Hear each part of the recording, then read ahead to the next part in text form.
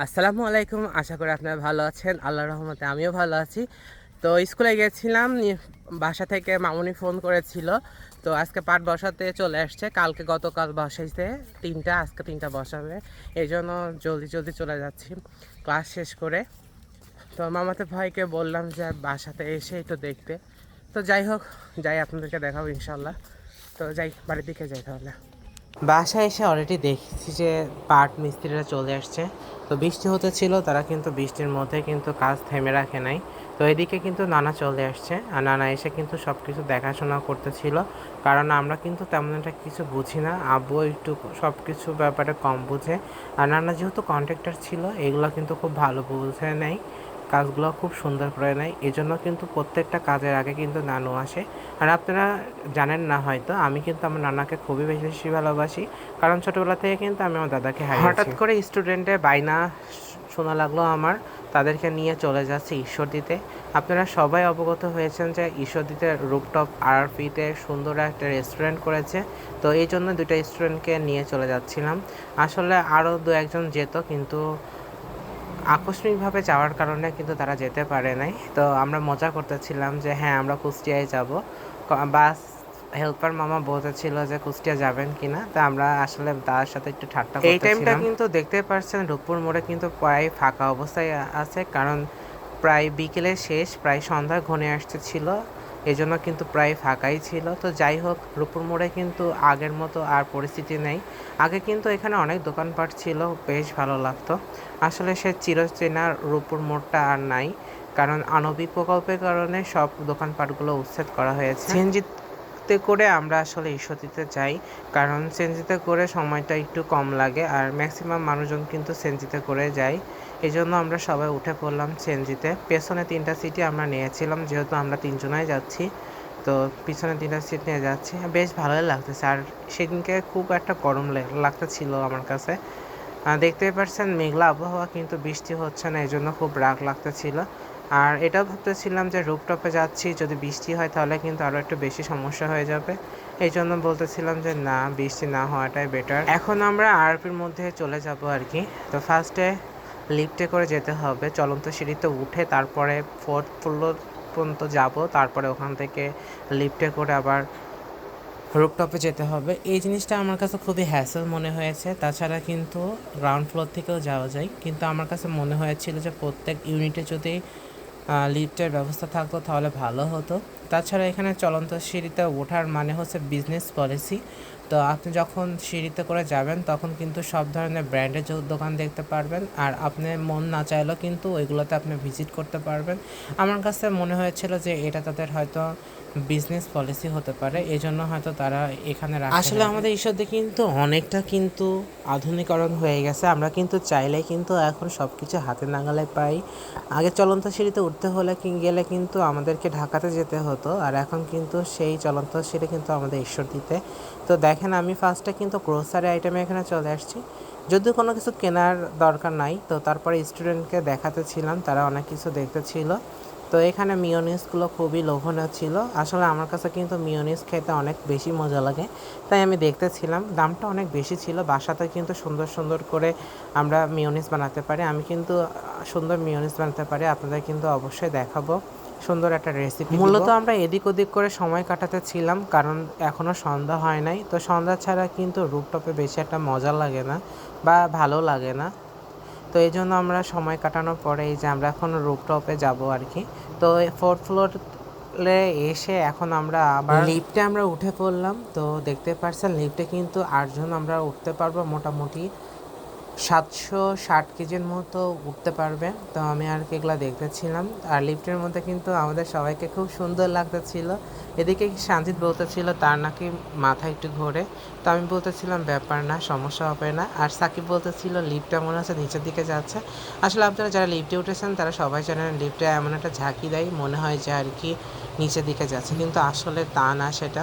তো যাই হোক, আমরা কিন্তু একবারে মানে টপ ফ্লোরে চলে আসছি।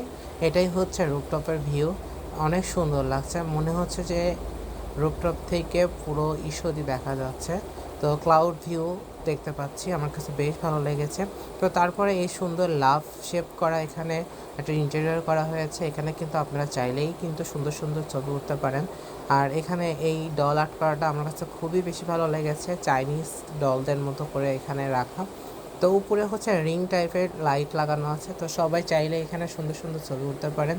আমার কাছে কিন্তু গিয়ে আমি কিন্তু একবার অবাক হয়ে গেছি, আসলে রেস্টুরেন্টটা কিন্তু অনেক সুন্দর।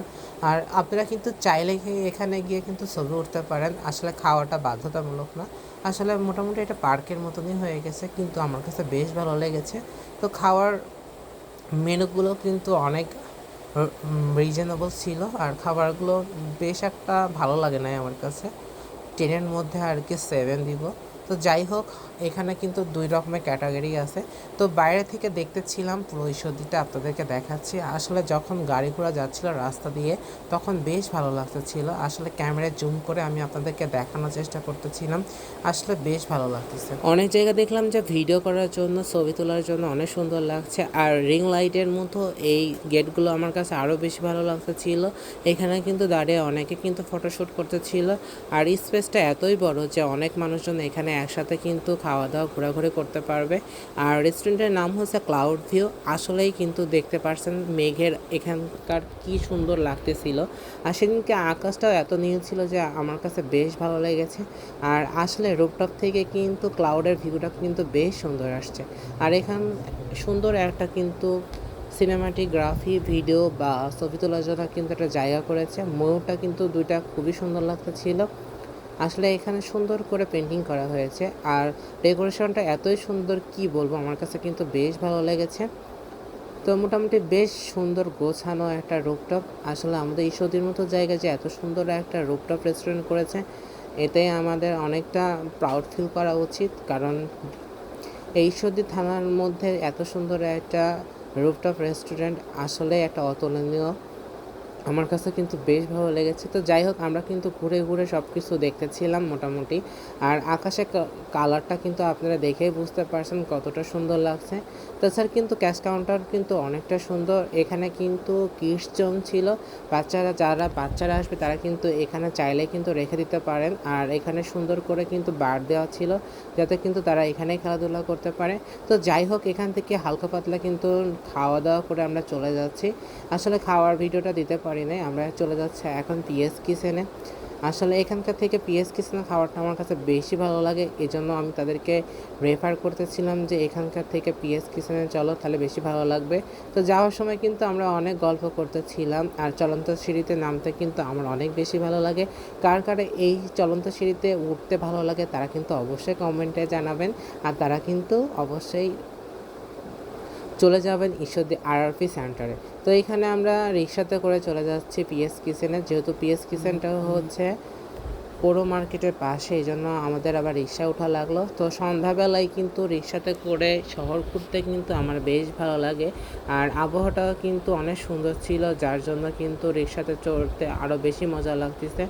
তো চারিদিকে সব দোকানপাটগুলো খোলা ছিল, আর আমার কাছে বেশ ভালো লেগেছে। তো আমরা এখন পিএস কিচেনে চলে যাচ্ছে। আর এখানকার খাবারগুলো খুবই ফ্রেশ থাকে, আর আমার কিন্তু বেশ মজা লাগে। তো দেখতেই পারছেন আমরা পিএস কিচেনে চলে আসছি। যারা আমার ভিডিওটা দেখতে পারছেন তারা কিন্তু অবশ্যই পিএস কিচেনে যাবেন। আর ওখানকার খাবার কিন্তু অনেক টেস্ট, আমি অনেস্টলি বলছি। আমার কাছে কিন্তু বেশ ভালো লেগেছে। আর মানুষজন কিন্তু অনেক ছিল, আমরা যাওয়ার পরেও কিন্তু অনেক মানুষজন আসছে। আসলে স্পেসটা বেশি একটা বড় না, কিন্তু তারপরেও এখানকার খাবারের মানগুলো কিন্তু অনেক সুন্দর, অনেক ভালো লেগেছে। আর একটা মজার বিষয় হচ্ছে, আপনাকে কাউন্টারে গিয়ে কিন্তু সব কিছু নিজের অর্ডার নিজেই করতে হয়। আর টাকা পেমেন্ট করলে তারপরে আপনার টেবিলে খাবার পৌঁছে দেয়। এই জিনিসটা কিন্তু আমি ঢাকা শহরে দেখেছি। তারপরে আমার ঈশ্বরদীতে এই প্রথম দেখলাম সেলফ সিস্টেম, আর কি আমার কাছে বেশ ভালো লেগেছে। আর এখানে খাবারের প্রাইসগুলো খুবই রিজনেবল ছিল, আর মেনু কার্ডগুলো এক একটা ছিল। তো আমার কাছে বেশ ভালো লাগছে। আমার কাছে যেগুলো পছন্দ আমি তাদেরকে বলতেছিলাম, যার যার যেটা পছন্দ তারা অর্ডার করার জন্য।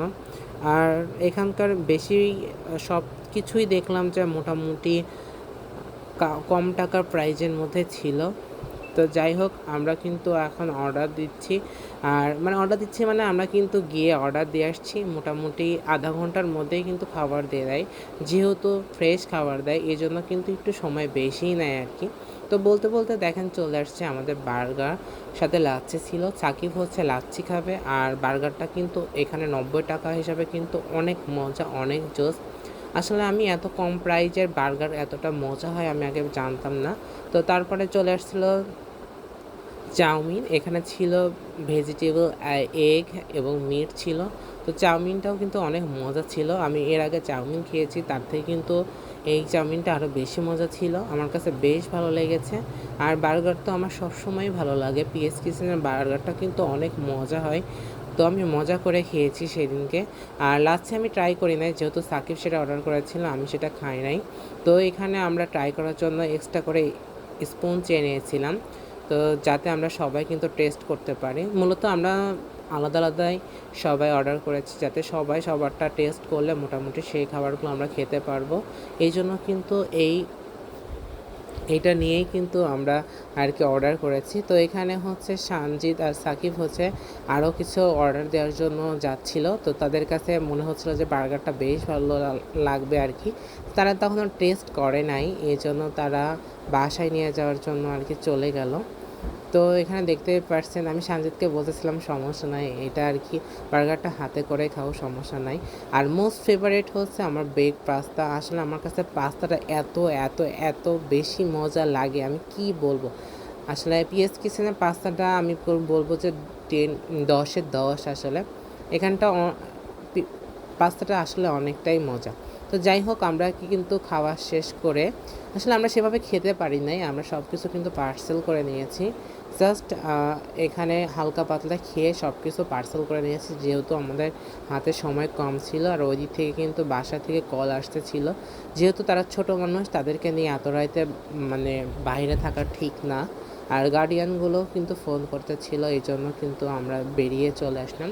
আর অলরেডি কিন্তু আমরা সিএনজিতে উঠে পড়েছি। আর ঈশ্বরদী শহরটা আপনারা আমার এর আগেই দেখেছেন ভিডিওতে। আমার কাছে কিন্তু বেশ ভালো লাগে, আমার প্রাণের শহর, আমার জন্মভূমি। আমার কাছে কেন জানি ঈশ্বরদীর বাজার ঘাট সব কিছু কিন্তু আমার কাছে অনেক বেশি বেশি বেশি ভালো লাগে। আর সবথেকে বেশি ভালো লাগে রূপপুর, তারপরে কিন্তু আমার ঈশ্বরদী সব কিছু ভালো লাগে, যেহেতু রূপপুরে আমি জন্মগ্রহণ করেছি। তাছাড়াও কিন্তু ঈশ্বরদী আমার থানা। তো যাই হোক, বলতে বলতে কি বাসার দিকে চলে যাচ্ছি। আর এদিকে প্রায় 8টা 8:30 বেজেই গিয়েছিলো। তো বাসাতে এসে এই যে দেখাচ্ছিলাম যে বার্গারটা নিয়েছিলাম, এটা কিন্তু এক্সট্রা চিজ ছিল বার্গারটায়। বার্গারটা কিন্তু অনেক মজা ছিল। বার্গারটা কিন্তু আমার বোন খেয়েছে, আলহামদুলিল্লাহ সে ভালো রিভিউ দিয়েছে। তো তারপরে যে পাস্তাটা দেখতেছিলেন, তো সেটা প্যাকিং করে নিয়ে চলে আসছি, কারণ বাসাতে খাওয়ার জন্য। কারণ ওখানে বসে খেতে গেলে কিন্তু অনেক সময় লাগতো। আর পাস্তা কিন্তু আমি খুবই মজা করে খাই, যার কারণে সময় বেশি একটা ছিল না। তো এই জন্য পার্সেল করে নিয়ে আসছি। আর এখানে এক্সট্রা হচ্ছে লাচ্ছি আমি অর্ডার করেছিলাম, তো সেটাও বাসাতে নিয়ে চলে আসছি। আসলে লাচ্ছিটা কিন্তু আসলে অনেক মজা ছিল, তো তখন আমি ট্রাই করতে পারি নাই, তো এখানে বাসাতে এসে ট্রাই করেছিলাম। লাচ্ছিটা কিন্তু অনেক মজা ছিল। তো আজকের মতো ভিডিওটা এই পর্যন্ত। আপনারা সবাই ভালো থাকবেন, আমার জন্য দোয়া করবেন। আল্লাহ হাফেজ।